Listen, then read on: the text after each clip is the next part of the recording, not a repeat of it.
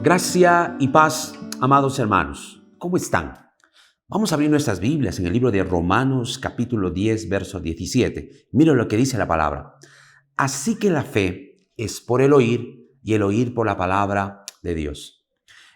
Noten cómo aquí el énfasis en el libro de Romanos nos dice que la fe viene por el oír. Es decir, cuando nosotros oímos, eso que estamos oyendo va a engendrar fe en nosotros. Pero ese oír es la palabra de Dios.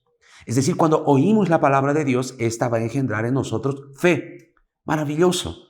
Ahora, ¿por qué es que necesitamos comprender esta verdad? Porque quiero que recuerdes que la misma palabra dice que hay una manera de agradar a Dios.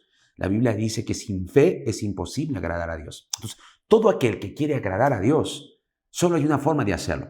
No es con obras, no es con hechos, simplemente es con fe. Es obvio que nuestra fe nos lleva ¿a qué? A la obediencia. Muchas veces les hemos explicado que para nosotros la raíz es la fe y el fruto es la obediencia. Es decir, porque creemos es que nosotros obedecemos.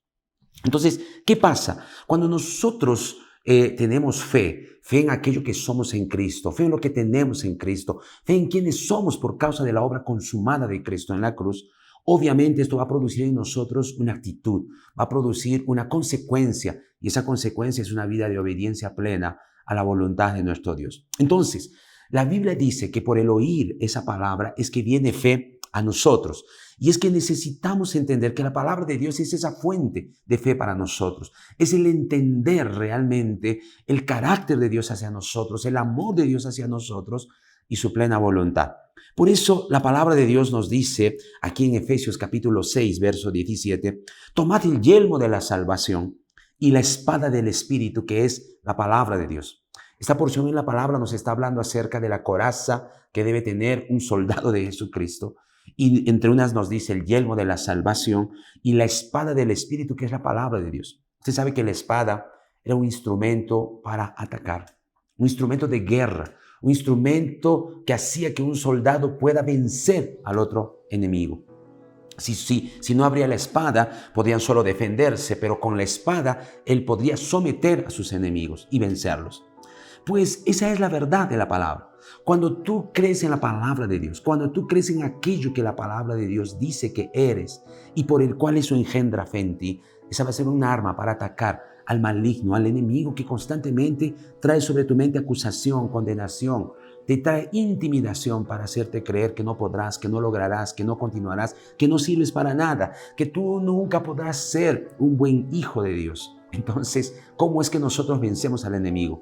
Por aquella palabra que nos habla de Cristo, por aquella palabra que nos revela a Cristo y por el cual en Él somos lo que somos. Y cuando usas esa palabra de victoria, sujetas, sometes al enemigo y lo vences. ¿Por qué? Porque simplemente hay una verdad. Esa palabra ha producido fe en ti para creer en aquello que Él dice que tú eres. Simplemente el Señor te dice que tú eres su hijo amado. Eso nada lo va a cambiar. Ni siquiera los errores que cometes va a cambiar esa realidad. El día que tú creíste, pasaste a ser hijo amado de Dios. La Biblia dice que Él tiene pensamientos buenos acerca de ti.